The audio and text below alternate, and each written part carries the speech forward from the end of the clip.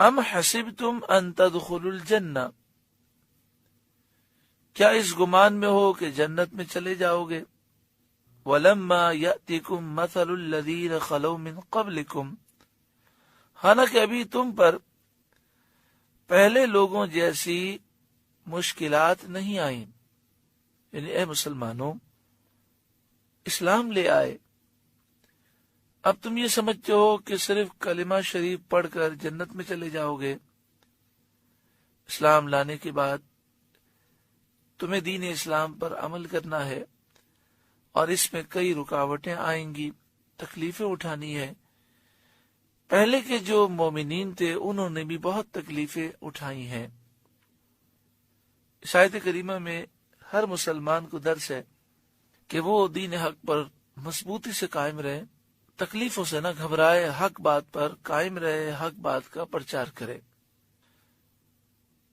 ذرا سوچنے والی بات ہے کہ آج مسلمان حق بات کرنے کے لیے تیار نہیں ہوتا۔ وہ کہتا ہے کہ حق بات کہنے سے مشکلات آئیں گی، حالانکہ قرآن مجید فرقان حمید یہی درس دے رہا ہے کہ حق بات کہنی ہے اور مشکلات کو برداشت کرنا ہے۔ مستہم البأساء والضراء، انہیں سختی پہنچی، والضراء اور شدت پہنچی، وزلزلوا اور انہیں ہلا دیا گیا، حتی یقول الرسول یہاں تک کہ رسول کہہ اٹھے، والذین آمنوا معہ اور جو ان کے ساتھ مومنین تھے وہ بھی کہہ اٹھے، متی نصر اللہ اللہ کی مدد کب آئے گی؟ الا سن لو ان نصر اللہ قریب، بے شک اللہ کی مدد قریب ہے۔ یعنی اے مسلمانوں بڑی بڑی مشکلات آئیں گی، تمہیں ذہنی طور پر ان مشکلات کے لیے تیار رہنا ہے اور گھبرانا نہیں ہے۔ مدد ضرور آئے گی لیکن امتحانات بھی ہوں گے۔ بخاری شریف کتاب الاکراہ، باب من اختار الضرب والقتل والہوان علی الکفر، حدیث نمبر 6943۔ حضرت خباب اس حدیث کے راوی ہیں۔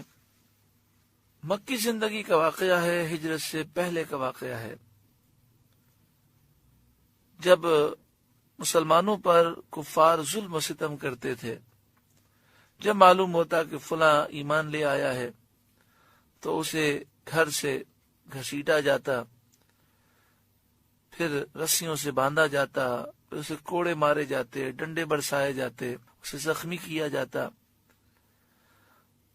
اس کی قمیص اتار کر سخت گرمی میں گرم پتھروں پر اسے لٹا دیا جاتا اور سینے پر بھاری پتھر رکھ دیا جاتا، کبھی انگاروں پر لٹا دیا جاتا اور پیٹھ سے اس قدر چربی نکلتی کہ اس سے انگارے بجھ جاتے۔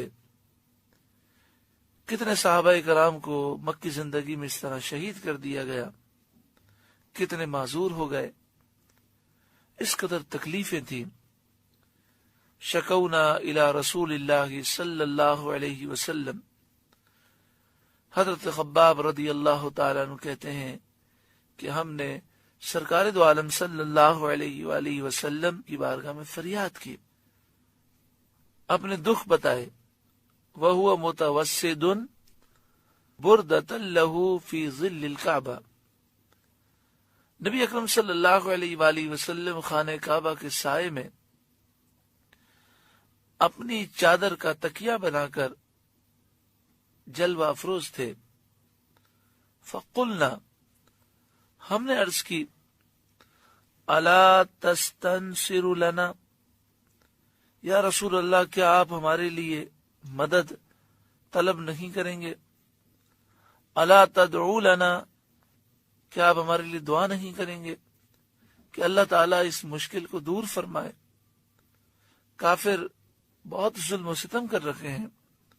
فقال، تو آپ صلی اللہ علیہ وسلم نے فرمایا، قد کان من قبلکم، بے شک تم سے پہلے جو لوگ تھے وہ جب ایمان لائے تو انہوں نے بڑی بڑی تکلیفیں اٹھائیں۔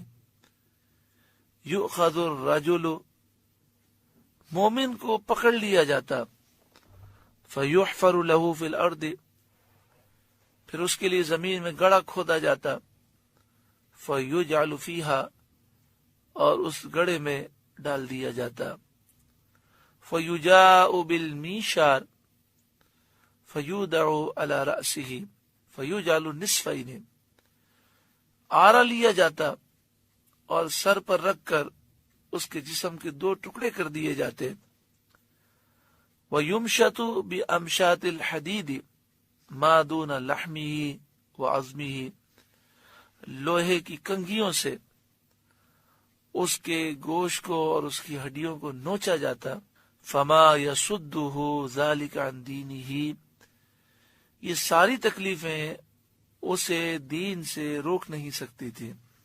प्यारे आका सल्लल्लाहु अलैहि वसल्लम ने उन्हें सब्र की तलकीन फरमाई, सहाबाए कराम ने सब्र किया, अल्लाह ताला ने मदीने शरीफ की रियासत अता फरमाई, और फिर आखिरकार सन 8 हिजरी में सहाबाए कराम सरकार दो आलम सल्लल्लाहु अलैहि वसल्लम के साथ मक्के शरीफ फतह करने के लिए आए, और अल्लाह ताला ने मक्के शरीफ की फतह अता फरमाई। तो इसमें दर्स ये है कि मुश्किलात आती हैं, घबराना नहीं चाहिए, सब्र करना चाहिए, आगे चलकर फिर आसानी हो जाती है। अल्लाह तबारक व तआला हमें दीन की मोहब्बत अता फरमाए और नामुस रिसालत की खातिर, दीन की खातिर, इस्लाम की खातिर हमें अपना सब कुछ कुर्बान करने का जज्बा अता फरमाए।